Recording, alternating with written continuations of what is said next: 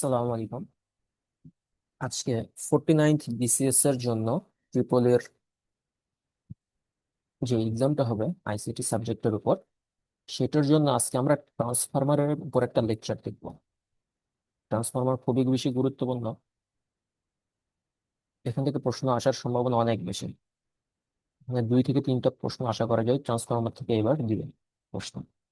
তো আচ্ছা, আমরা একটু বেসিক আলোচনা একটু করে নিই ট্রান্সফরমারের এমএফ ইকুয়েশন। ট্রান্সফরমার আমরা জানি যে ট্রান্সফরমার লিখতে কিরকম হয়। ট্রান্সফরমারের 2টা পার্ট থেকে, একটা হলো সেকেন্ডারি আর আরেকটা হলো কি প্রাইমারি, আরেকটা হলো সেকেন্ডারি। এবং এগুলোকে আমরা হচ্ছে তার দিয়ে প্যাচি। তো আমরা ব্যবহারের জন্য আমরা 2 ধরনের এখানে ট্রান্সফরমার ইউজ করতে পারি, একটা হলো স্টেপ আপ ট্রান্সফরমার আর একটা হলো কি স্টেপ ডাউন ট্রান্সফরমার। আমরা স্টেপ আপ ট্রান্সফরমারের জন্য জানি যে যেই আমার সেকেন্ডারি সাইডে আমার কি যে টার্ন সংখ্যা সেটা প্রাইমারির চাইতে বেশি হয়।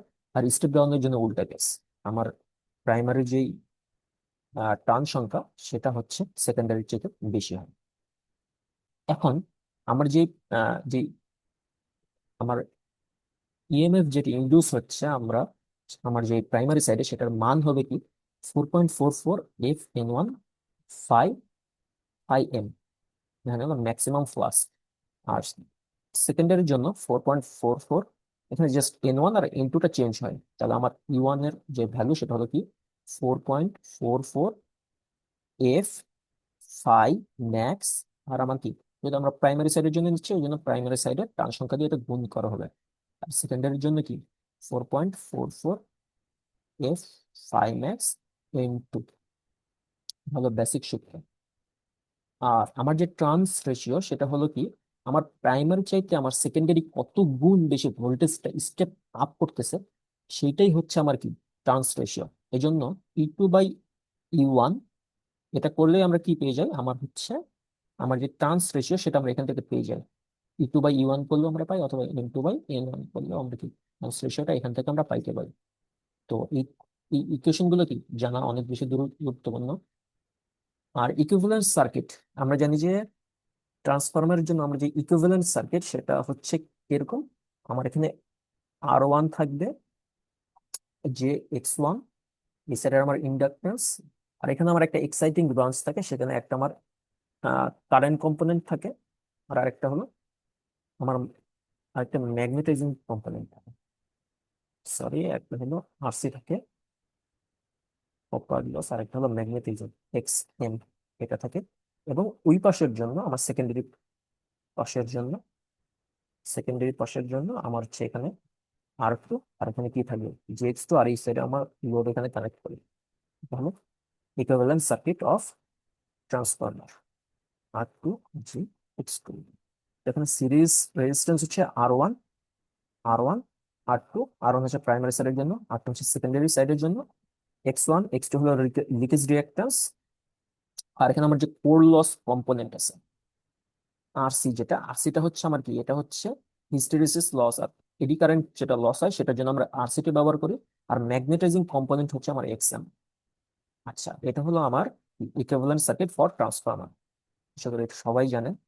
আর আমার ভোল্টেজ রেগুলেশনটা কি, আমরা যখন ট্রান্সফরমারটা ইউজ করি ট্রান্সফরমারের বিভিন্ন ধরনের লস হইতে পারে, eddy current loss, hysteresis loss.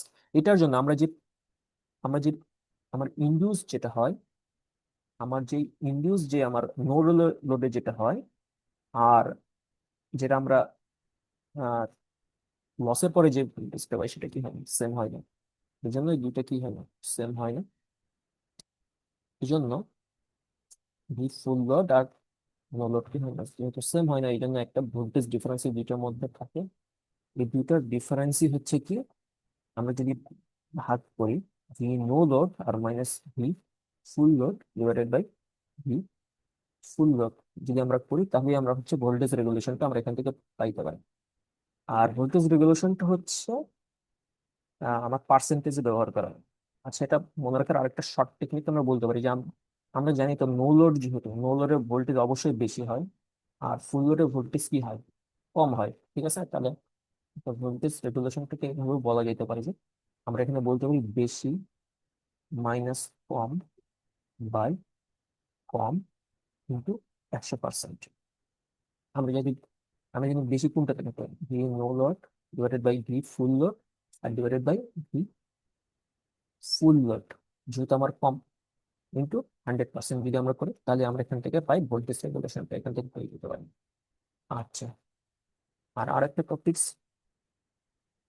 এখন আরেকটা বিষয় আমাদের মাথায় রাখা লাগবে। আর যখন আমরা হচ্ছে আমার ল্যাগিং পাওয়ার ফ্যাক্টর যদি হয়, আমার যদি আমার যে কানেক্টেড লোড যেটা, সেটা যদি ল্যাগিং টাইপের হয় অথবা ইন্ডাকশন টাইপের হয়, তখন আমার ওরা পজিটিভ ভিআর পাই।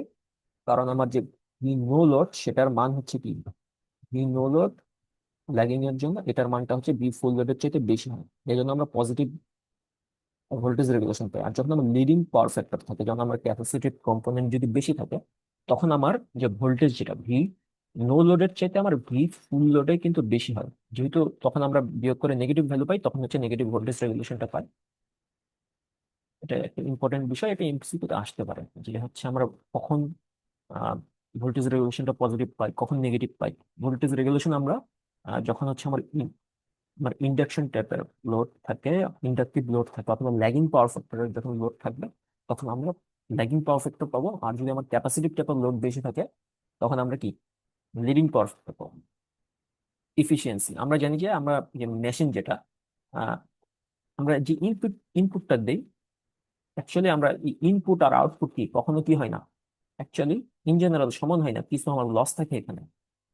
এই লসটা আমরা এখানে যে দেখলাম যে ট্রান্সফর্মার জন্য এডি কারেন্ট লস ছিল, হিস্টেরেসিস লস ছিল। এই লস গুলোর জন্য কি হয়, আমার হচ্ছে আমার যে আউটপুট যেটা পাই সেটা আমার কি হয় না, আমার যে ইনপুটের সমান পাচ্ছি না ইনপুট। তো এখানে আমার যেহেতু কিছুটা লস হয়ে যাচ্ছে, এই জন্য আমার ইফিসিয়েন্সিটা আমার যেটা হবে output divided by output plus আমার যে লস হচ্ছে, অ্যাকচুয়ালি আউটপুট বাই ইনপুট কিন্তু 100%। আমি যদি ক্যালকুলেশনটা করি তখন আমরা ইফিসিয়েন্সিটা পাবো। আর এটা হচ্ছে অনেক বেশি ইম্পর্টেন্ট একটা ইনফো, সেটা হলো যে আমার ম্যাক্সিমাম ইফিসিয়েন্সি পাবো কখন, যখন আমার হচ্ছে কি, যখন আমার মানে কি আয়রন লস আর কপার লস যখন আমার দুটো সমান হয়ে যায়, তখন আমরা এখানে পেয়ে যাই হলো ম্যাক্সিমাম ইফিসিয়েন্সি। এটার জন্য লস যেটা হয়, মানে আয়রন লস হয়, আয়রন লসটা এখানে হচ্ছে কনস্ট্যান্ট লস। এখানে যে আমার হিস্টেরিসিস লস হচ্ছে, আমার এই যে কোরের জন্য লস গুলো হচ্ছে, এগুলো আয়রন লস যেগুলো সেগুলো হচ্ছে কনস্ট্যান্ট লস। আর কপারের লস যেটা, এগুলো হচ্ছে ভ্যারিয়েবল লস। কারণ আমরা হচ্ছে একটা একটা মেশিনকে আমরা ফুল লোডে চালাইতে পারি, তারপর হচ্ছে এটাকে আমরা হাফ লোডে চালাইতে পারি। আমার যেরকম টাইপের লোড থাকবে সেরকম অনুযায়ী আমার কি হবে কপার লস হবে, সুতরাং এই জন্য এটাকে ভ্যারিয়েবল লস বলা হয়। আর আয়রন লসটা তো আমরা মেশিন যতক্ষণ চলবে ততক্ষণই এখানে লসটা হইতেই থাকে, এটা সবসময় ফিক্স থাকে, এই জন্য এটা হলো কি কনস্ট্যান্ট লস। আর হচ্ছে সবচেয়ে বেশি গুরুত্বপূর্ণ ট্রান্সফরমারের জন্য, সেটা হলো সার্কিট টেস্ট যেগুলো। একটা হলো আমার ওপেন সার্কিট টেস্ট হয়, আর আরেকটা কি হয় শর্ট সার্কিট টেস্ট হয়। ওপেন সার্কিট টেস্ট যেটা, সেটা করা হয় কি low voltage side, low voltage সাইডকে করা হয়। আর আমার হাই ভোল্টেজ সাইডটা কি করা হয়, ওপেন রাখা হয়। তাহলে আমার ওপেন সার্কিট টেস্ট আর আমার শর্ট সার্কিট টেস্ট, আমার এটা টেস্ট করা হচ্ছে কোন সাইডে, এলভি সাইডে। তাহলে শর্ট আমরা যদি জাস্ট একটা মনে রাখি, তাহলে বাকিটা তার উল্টা হবে। ওপেন সার্কিটের জন্য আমরা মনে রাখতে পারি যে লো ভোল্টেজ সাইডে, আর শর্ট সার্কিটের জন্য কি হবে হাই ভোল্টেজ সাইড। এটা যদি আমরা মনে রাখি, একটা মনে রাখলে অপরটা হবে তার উল্টা। আচ্ছা, ওপেন সার্কিটের জন্য তাহলে আমার কি লো ভোল্টেজ সাইড, ওপেন সার্কিটের জন্য কি লো ভোল্টেজ সাইড, ওপেন সার্কিটের জন্য লো ভোল্টেজ সাইড। তাহলে শর্ট সার্কিটের জন্য কি তার উল্টা, শর্ট সার্কিটের জন্য তার উল্টা বলতে কি, তাহলে এটা হাই ভোল্টেজ সাইডে হচ্ছে আমার টেস্টটা করা হবে। আচ্ছা, আর এখান থেকে আমরা হচ্ছে আয়রন লস আর ম্যাগনেটাইজিং কারেন্ট, আয়রন লস, এখান থেকে আমরা কি পাই আয়রন লস আর হচ্ছে আমার ম্যাগনেটাইজিং কারেন্ট। ম্যাগনেটাইজিং কারেন্ট মানে আইএম আর আইডাব্লিউ, আমরা এখান থেকে এটা পাই। আর শর্ট সার্কিট টেস্ট থেকে আমরা হচ্ছে equivalent impedance, short circuit test থেকে আমরা ইকুইভ্যালেন্ট ডিসটেন্স বলতে আমার আর ইকুইভ্যালেন্ট আর এক্স ইকুইভ্যালেন্ট, এখান থেকে আমরা জেড ইকুইভ্যালেন্ট, এখান থেকে এই ভ্যালুগুলো আমরা পাই। তাহলে ওপেন সার্কিট টেস্ট থেকে এখান থেকে এই প্রশ্নটা আসতে পারে যে আমার বলতে পারি যে ওপেন সার্কিট ওপেন সার্কিট টেস্টটা কোন সাইডে করা হয়, কোন সাইডে করা হয় লো ভোল্টেজ সাইডে করা হয়। এখান থেকে আমরা কি কি জিনিস পাই, আইএম পাই আর আইডব্লিউ পাই। শর্ট সার্কিট টেস্ট কোন সাইডে করা হয়, এটা হাই ভোল্টেজ সাইডে করা হয়। দেখি কি পাই, আর ইকুইভ্যালেন্ট পাই আর এক্স ইকুইভ্যালেন্ট। আর ইকুইভ্যালেন্ট এক্স ইকুইভ্যালেন্ট পাইলে তো আমরা এখান থেকে ইজিলি জেড ইকুইভ্যালেন্টটা পাইতে পারি, কারণ root over R equivalent square plus X equivalent square মানে কি জেড ইকুইভ্যালেন্ট। এখান থেকে এই ক্যালকুলেশনটা আমরা ইজিলি বের করতে পারি, এখান থেকে ইম্পিডেন্সটা বের করতে পারি। এটা খুবই বেশি গুরুত্বপূর্ণ। কপার লসটা এখান থেকে আমরা বের করতে পারি। তাহলে আমাদের যদি প্রশ্ন বলে যে কপার লস কিভাবে বের করতে পারবো, সেটা হলো শর্ট সার্কিটের মাধ্যমে। আর উল্টা আরেকটা যে লস আছে আয়রন লস, সেটা পাই হলো ওপেন সার্কিটের মাধ্যমে। তাহলে এখান থেকে আমরা আরেকটা জিনিস পাই, আয়রন লস এখান থেকে আমরা পাই, আর এখান থেকে আমরা পাই কি কপার লস ওখান থেকে পাই। আচ্ছা, অটো ট্রান্সফরমার। এখানে হচ্ছে অটো ট্রান্সফরমারের জন্য আমার হচ্ছে এখানে ইলেকট্রিক্যালি অ্যান্ড ম্যাগনেটিক্যালি দুই ধরনেরই এখানে আমার ইন্ডাকশন এখানে হয়ে থাকে। এখানে কি হয়, এখানে একটা যে আমার ওয়াইন্ডিং থাকে সেখান থেকে একটা তার দেয়, এখানে একটা ওয়াইন্ডিং কেই এখানে ট্যাপিং করে একটা সেকেন্ডারি করা হয় আর একটা প্রাইমারি করা হয়। তাহলে এখানে আমরা দেখতে পাচ্ছি, এবং এখানে হচ্ছে আমার কারেন্ট ফ্লো করে।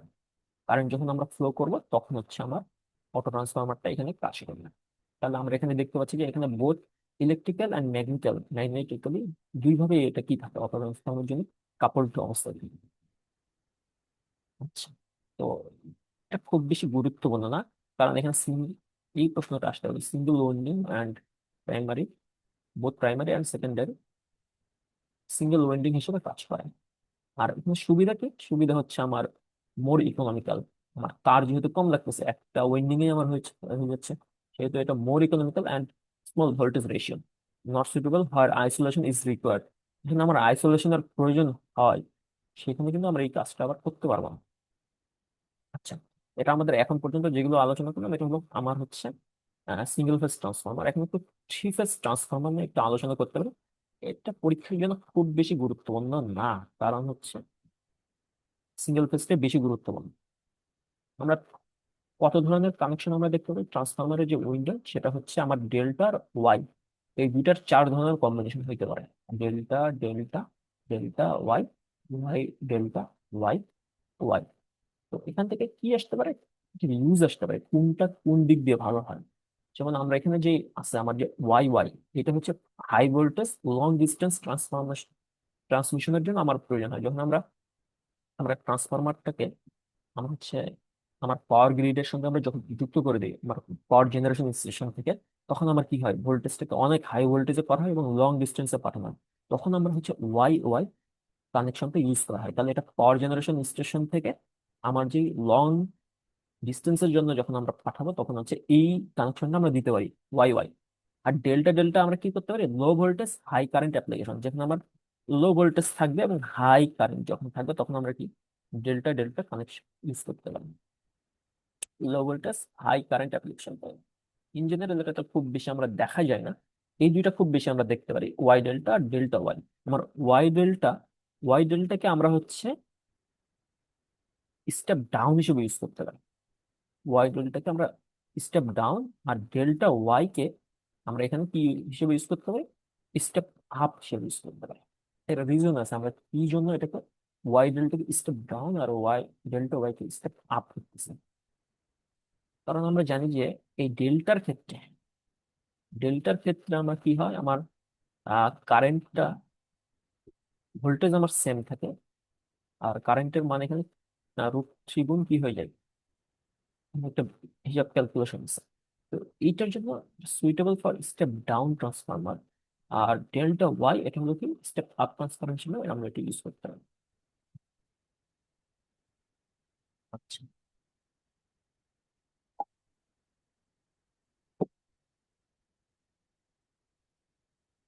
প্যারালাল অপারেশন অফ ট্রান্সফরমারকে আমরা প্যারালাল অপারেশন বলতে বোঝায় আমরা যখন একাধিক ট্রান্সফরমার একসঙ্গে আমরা যখন যুক্ত করবো, দুই বা ততোধিক ট্রান্সফরমারকে যদি আমরা একসঙ্গে যুক্ত করি, তখন সেটাকে বলা হয় প্যারালাল অপারেশন। তো যখন আমরা দুইটা ট্রান্সফরমার যুক্ত করবো, তখন কিছু কন্ডিশন আমাদের মেনে চলতে হবে। ওগুলো যদি না হয় তাহলে হচ্ছে কি আমার প্যারালাল অপারেশনটা ভালোমতো কাজ করবে না। কি দেখা লাগবে, আমরা ফার্স্টে দেখা লাগবে পোলারিটি সেম আছে, প্লাসের সঙ্গে প্লাস, মাইনাসের সঙ্গে মাইনাস, পোলারিটিটা আমাকে কি সেম রাখা লাগবে, ভোল্টেজ রেশিওটা সেম থাকা লাগবে, same percentage impedance, same phase sequence and vector group, otherwise circulating current and unequal load sharing, এসব জিনিসগুলো এখানে কি ঘটবে। এই জিনিসটা কি হবে না, ভালো কিছু হবে না যদি এই কন্ডিশন গুলো কি না হয়, ফলো না করা হয়। আচ্ছা, আমরা একটু কোশ্চেন সলভের দিকে একটু আসেন। The unit equation of transformer, আমরা এখানে সূত্রটা দেখলাম 4.44 ছিল আমার সূত্র, তাহলে এটাই হওয়ার কথা। হ্যাঁ, ইন ট্রান্সফর্মার ইএমএফ রেশিও, আমরা দেখলাম যে ইএমএফ রেশিও অথবা ট্রান্স রেশিও আমরা পাইলাম কি E2/E1 অথবা ভি, আমার N2/N1। আমরা এই রেশিওটা করলে এখান থেকে আমার ট্রান্স রেশিও অথবা ইএমএফ রেশিওটা আমরা এখানে পাই, তাহলে ভোল্টেজ অথবা trans ratio is equal to trans ratio, যেটা আমরা পড়তেছিলাম এখানে। The equivalent circuit of a transformer includes, এখানে কি থাকে, রেজিস্ট্যান্স, রিঅ্যাকট্যান্স, আরসি, এক্সএম, সবই তো থাকে, এটাই তো হওয়ার কথা। The parameter representing core loss is equivalent to, আমরা যে কোর লস আমরা দেখতেছিলাম এটা হলো ইকুইভ্যালেন্ট টু আরসি ছিল। আমরা যে এখানে দেখি যে আমার কোর লস হয়, আমার ট্রান্সফরমারে আমার কি হয়, কোর লস হয়। কোর লসটা আমরা হচ্ছে এক্সাইটিং ব্রাঞ্চে আমরা দেখাচ্ছিলাম।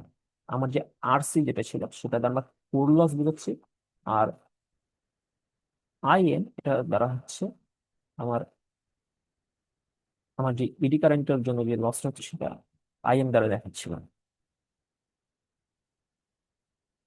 আচ্ছা, voltage regulation for transformer either positive আর নেগেটিভ, দুইটার একটা হইতে পারে।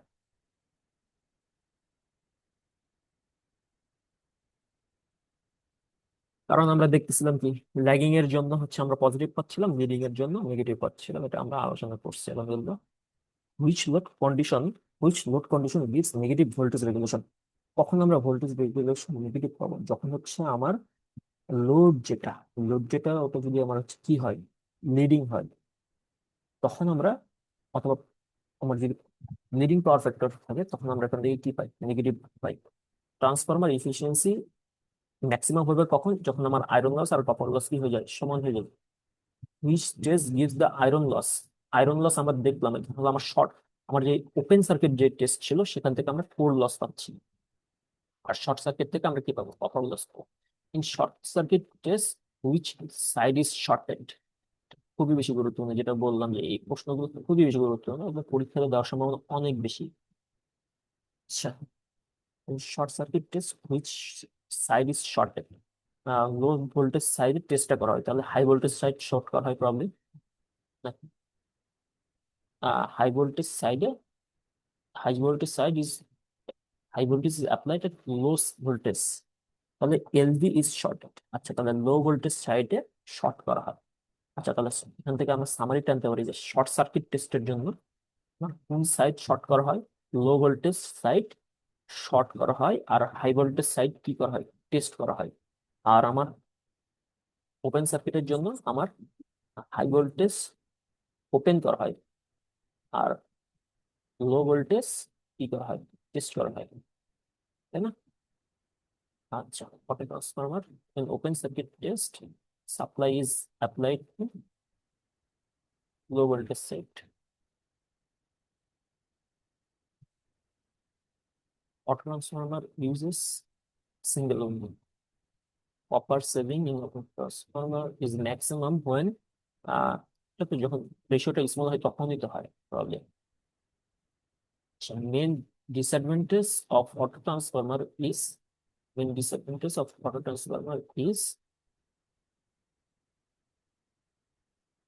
No isolation. সেম উইন্ডিং এর জন্য আমার কি হলো, নো আইসোলেশন, এই জন্য আমরা এটাকে আইসোলেটর হিসেবে কিন্তু ইউজ করতে পারি। Star star connection is used for, আমার যে ওয়াই ওয়াই কানেকশন, এটা আমরা দেখলাম কোন কাজের জন্য ব্যবহার করতে ভালো, সেটা হচ্ছে আমার high voltage long distance, high voltage আর লং ডিস্টেন্স যদি হয় তখন আমরা এটা ব্যবহার করে বেশি ভালো হচ্ছে। এটা আমার নিউট্রাল অ্যাভেলেবিলিটি অ্যান্ড স্পেশাল। আচ্ছা, যাই হোক, ডেল্টা ডেল্টা কানেকশন আমরা এখানে দেখলাম যে ডেল্টা ডেল্টা কানেকশন কোনটার জন্য বেটার ছিল, ডেল্টা ডেল্টা কানেকশন কোনটার জন্য বেটার ছিল। ডেল্টা ডেল্টা কানেকশন হচ্ছে low voltage high current application. Low voltage high current অ্যাপ্লিকেশনের জন্য আমার এটা ভালো।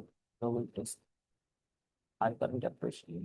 State delta connection introduces is shift, এটা তো হচ্ছে +30, y delta gives -30, যেটা আমাদের একটু মনে রাখা লাগবে। y delta আমার -30 ডিগ্রি শিফট হচ্ছে, আর ডেল্টা ওয়াই করলে আমার হচ্ছে +30 ডিগ্রি।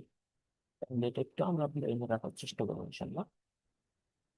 ডেল্টা ওয়াই হলে +30 ডিগ্রি, আর y delta হলে -30।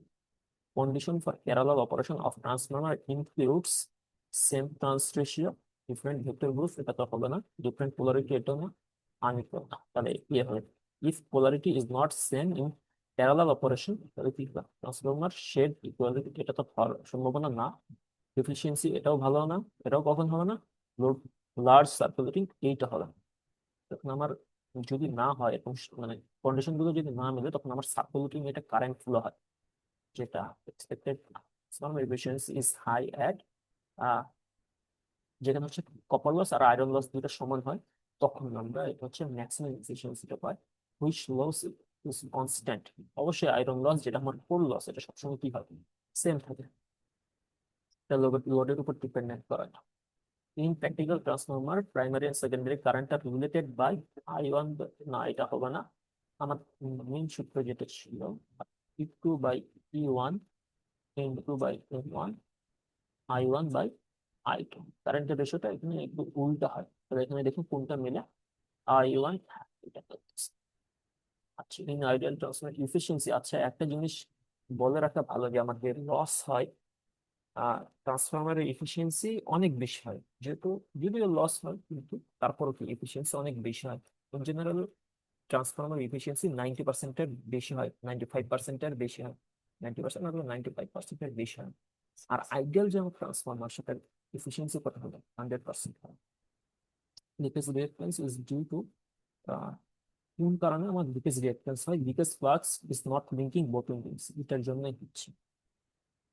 আচ্ছা, no load current of transformer is about, আমার যে নো লোড কারেন্ট সেটা কত হয়, only small line। আচ্ছা, এটাকে চেক করা লাগবে, এটা আমার জানা নাই। The instrument used to check polarity of a transformer is used, কোনটার মাধ্যমে পোলারিটি চেক করা হয়, ভোল্ট মিটারের মাধ্যমে। তো আমরা এখানে ভোল্টেজ মিটার হবে answer. Which test determines copper loss, copper loss আমরা দেখছিলাম যে আমরা যখন শর্ট সার্কিট করতেছি তখন হচ্ছে আমরা কপার লসটা পাই, আর ওপেন সার্কিটের মাধ্যমে আমরা পাই হলো আয়রন লস, শর্ট সার্কিটের মাধ্যমে আমরা এখানে পাই কপার লস। এই টেস্ট গুলো করার রিজন হচ্ছে এইগুলো, আমার এফিসিয়েন্সি কতটুকু, আমার লস হচ্ছে কতটুকু, এই জিনিসগুলো বের করে actually. Transformer can not change power, পাওয়ারটা সে চেঞ্জ করতে পারে না। ভোল্টেজ চেঞ্জ করতে পারে অবশ্যই, ফ্রিকোয়েন্সিও তো চেঞ্জ করতে পারে না। ট্রান্সফরমার রিপ্লেস পাওয়ার, আচ্ছা চেক করা লাগে, ফ্রিকোয়েন্সি কি চেঞ্জ করতে পারে, আমার তো মনে হয় ফ্রিকোয়েন্সিও তো চেঞ্জ করতে পারে না, এটাও তো হয়। আচ্ছা, the purpose of using laminated core to reduce eddy current loss, এটার জন্য হচ্ছে ইউজ করা হয়। The KVA rating of transformer depends on both voltage and current, যেটা আমরা KVA, এটা হচ্ছে অ্যাপারেন্ট পাওয়ার, অ্যাপারেন্ট পাওয়ার সূত্র হচ্ছে V ইন্টু I, যেটা ভোল্টেজ আর কারেন্টের উপর ডিপেন্ড করে, তাহলে হচ্ছে না সি হবে অ্যান্সার। তো যাই হোক, আলহামদুলিল্লাহ ক্লাসটা এখানে শেষ করি। ট্রান্সফরমার নিয়ে আলোচনা করলাম, এটা একটু ভালো মতো পড়া লাগবে, যেহেতু এখান থেকে মাস্ট কোশ্চেন আসবে, একটা না একটা কোশ্চেন অবশ্যই আসবে। ঠিক আছে, সবার জন্য শুভকামনা, আসসালামু আলাইকুম।